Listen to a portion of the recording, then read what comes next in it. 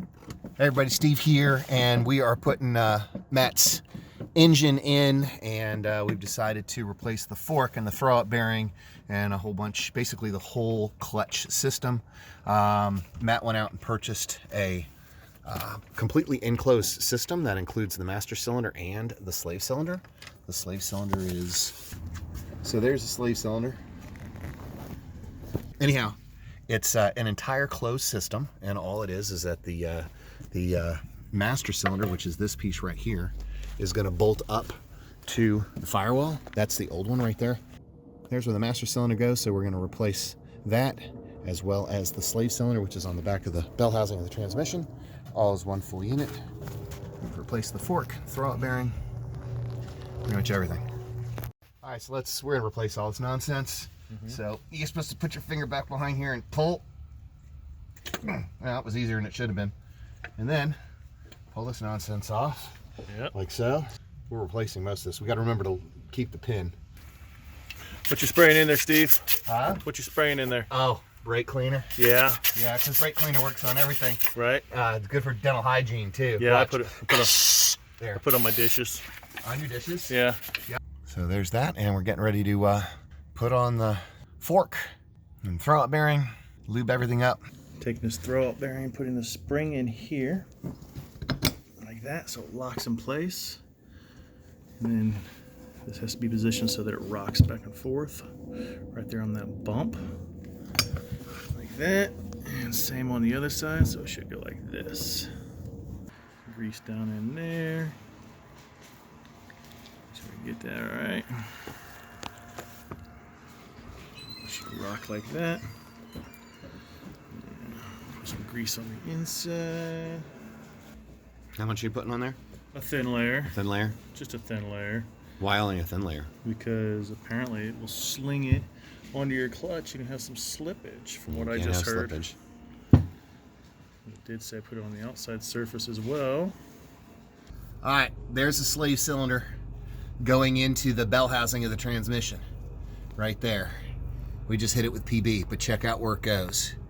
It goes in there, and there's not going to be a whole lot of fishing anything through there without taking the whole piece off.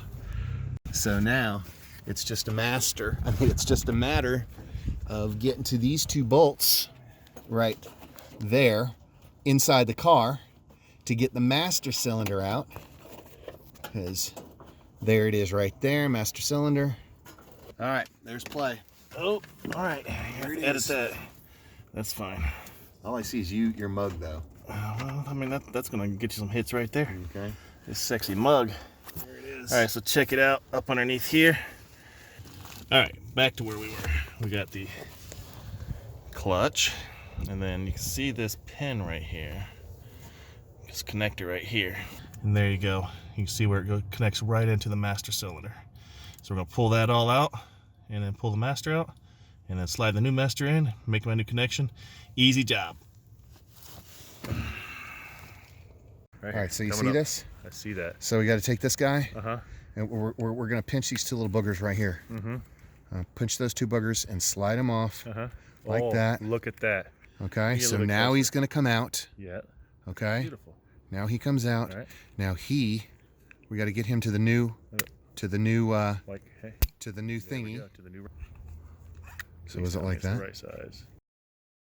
So then that will go into the new master cylinder right here where your hand is. Yeah. That hole right there. Uh-huh. That's where it's going to go into the clutch pedal, and that little white pin that we talked about earlier goes right through there, connects directly to the clutch pedal, and it pushes down. Pin. Boom. Guess what? It's now on. Bada bing. On the slave cylinder, it will come from the store with plastic clips on each side. Yeah. Holding this plastic ball. Uh-huh. Ball sits right in here. Yeah. So it rocks on there. Yeah. Right? So when it pushes, it goes like this. Uh-huh.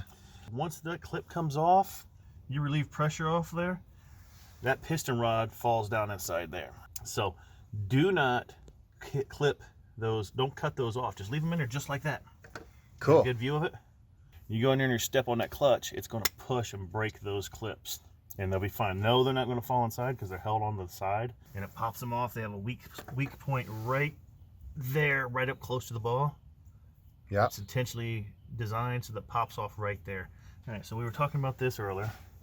This is the new one, and on the Dodge Rams, you have to make sure that your slots are pointing to the passenger side, and then you just put your bearing on there, your release bearing or throw out bearing, and you put a little grease around the shaft. Did you grease your shaft? I did grease my shaft. You greased your shaft already? Greased it up real good. Okay. And then put some grease on the spline. Did you grease your splines? I greased my spline like you wouldn't believe. Okay. I didn't overdo it, just enough. Okay. And then, can you see in here? You zoomed in? Yeah, I'm zoomed in like so, this is where the ball on this side is going to sit. And then it just sits there. And as the clutch is pushed, it goes like this, and it just sits there like that. Grease around the bearing. And then you slide this puppy on. So like this, right over top. That makes sense. Right there. This part has to wrap around that ball. So if that's the ball, it's going to sit like that. Got it. And then my fork plate. All right, so Matt is putting that fork retainer clip on. Yeah. All right, everything is in clutch-wise. We are ready to bring the motor out.